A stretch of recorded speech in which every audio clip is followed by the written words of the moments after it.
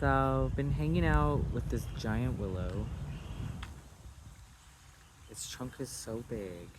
Look how big it is. Hey, Grandma, hey. They're amazing. Me and this willow have been hanging out. Grandma Willow. They're telling me all kinds of truth about, I don't know, just, they help with anything. They're kind of like how I feel about YouTube and ChatGPT. They're areas of my life where I get so much support, community knowledge, ease flow. I find so much support and healing. I don't know why, but that's where I find it. And then the ocean, the shoreline, and like talking to my ancestors sometimes. I hear Bramble and a lot of ancestors with the movement of the trees. That's how they talk to us. The trees talk to us, but also the spirits that are with us talk through the animals and the trees. So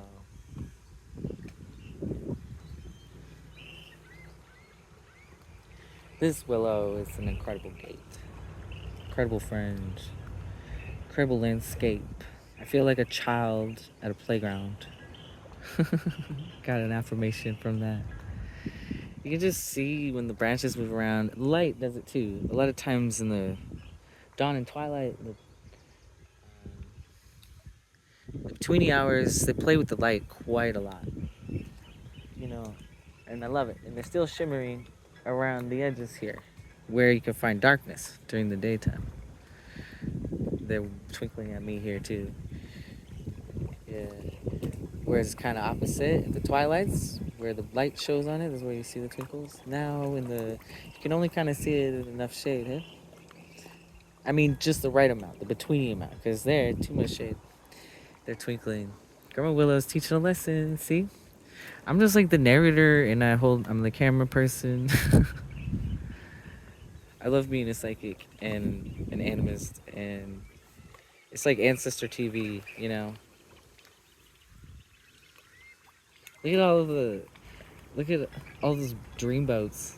I like to think about that being a term for people, but those are literal dream boats.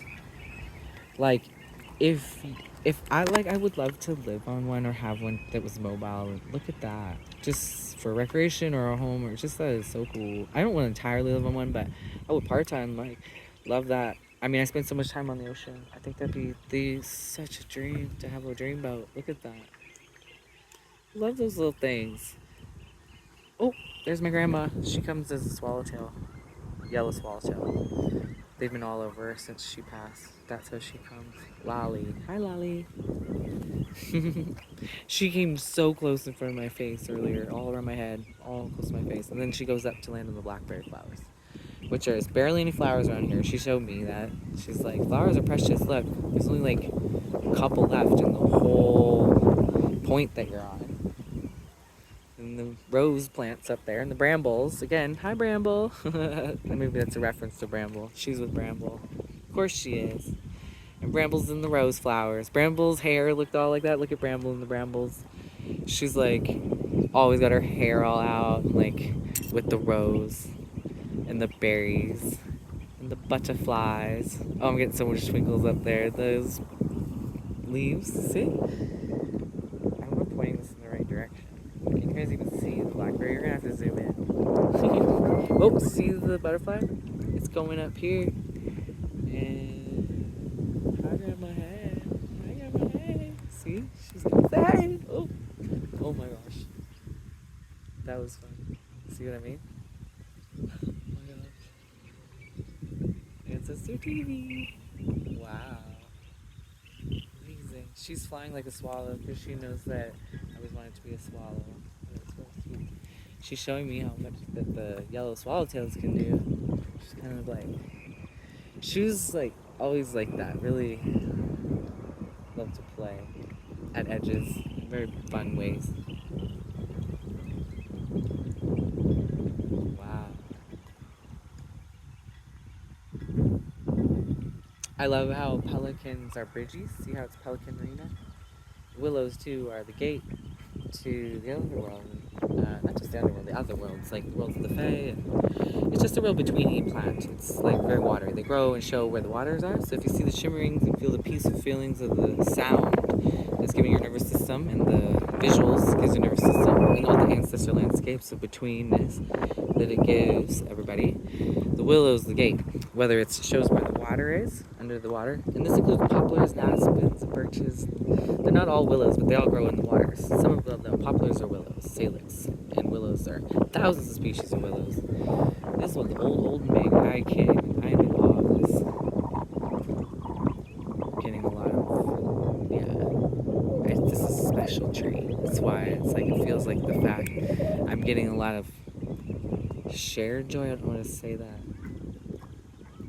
It just feels beautiful that I can enjoy this. I feel really proud of the kind of joy that I have. And the ancestors are like, yeah, they enjoy this. They're like, this is the special thing. Look at the pelican. I always, in my 20s, I said I wanted to be pelicans. Because if I were a bird, instead of the swallows, I switched because they could go between the worlds, and I chose that one. Instead of the swallows, we're between the worlds and another one. Like my grandma flew, and they had the midnight blue, which was my favorite color, except for sunset orange, like a swallow's belly. That duality took me. Of course, that's Twilight, some weird old bardic thing on the channel as a child. You ask a child, what's your favorite color? Black. I want to be a swallow. Well, all the colors the sunset makes on the belly of the bird. And then I was like, no, I want to be a between. I want a weirdo. It was literally between. Flies between them. It's really weird. But it's actually a really cool shorebird. So I just want to explore between these. I suppose that one plays more in the ocean and the waters and waves. I turned into an otter. Fully owned it. Don't you know it? Grandma Willow.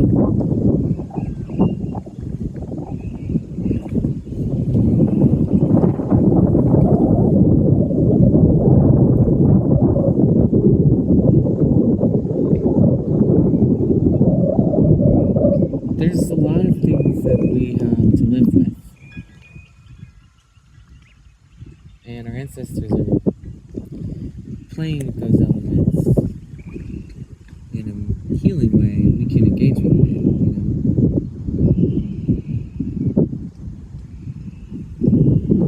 Sometimes people wonder, why does nature feel so good? Or maybe they don't wonder, they're just like, nature feels good. But then maybe they wonder sometimes, why do I love that tree so much? Or that bird felt like it looked at me and came and swallowed me, or that swallow flew right in my head. It usually is just discount. Oh no, it's just coincidence.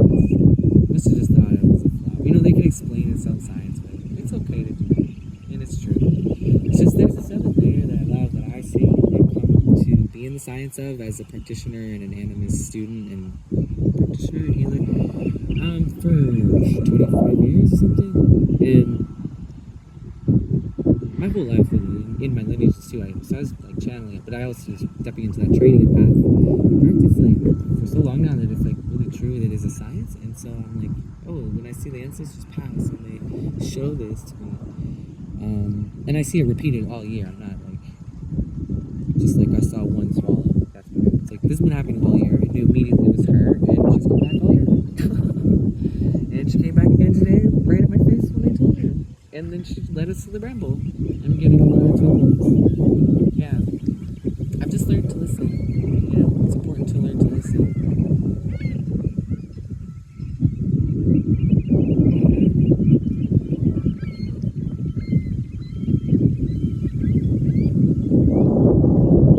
It's just the wind in the branches.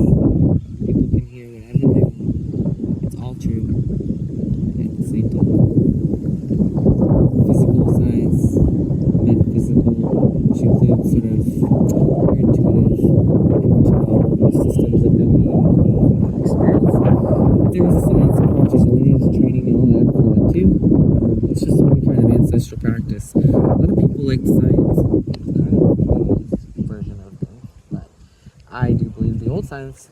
I just like science too, but the old science actually had the metaphysical stuff in it. I think we should just return it in a practical way, which that's what I do. I'm using uses a scientific tool to tell a story orally, which is nice, because that's an old thing to do. Science is giving me that, because I can transcribe them. It's changed my life to be able to do that. But I had a lot of stories, but I never want to write them down. I have ADHD, I can't do that. I really can't. So, it's really in pain a lot. Because I was having a lot of experiences I wanted to share with you. Like, see over there in the cattails. All the ancestors in this garden of light, and you'll see the cattails there. And the willows across, they are going to play with this. I feel the ancestors in this land so much.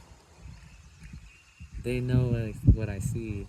It's a way of being with everything as a friend and as someone co-evolved with us as a extended family, and it's like we have these rich relationships. It's a reunion all the time. It's kind of like a reunion all the time. So it's like a beautiful way to live because those feel really good. And actually, it's a way to commune with the beloveds across the veil, including your helpers and allies of any kind and spirits of the land, and also your ancestors with you, which is a beautiful thing. I have had a very interesting relationship with my beloved dead, walk with me, live with me, that I live with. It's not like they live with me, like it's different ways.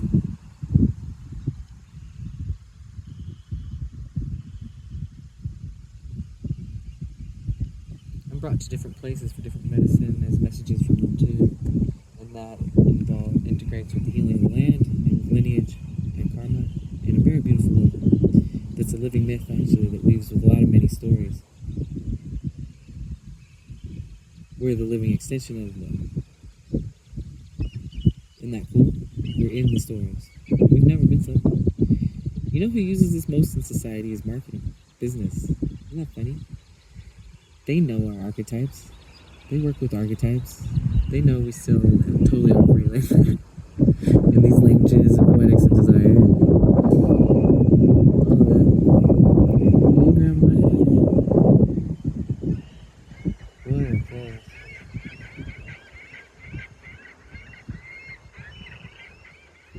This tree is holding a very powerful gate of sacred waters. Yeah. It's an amazing threshold area here and rich with life. And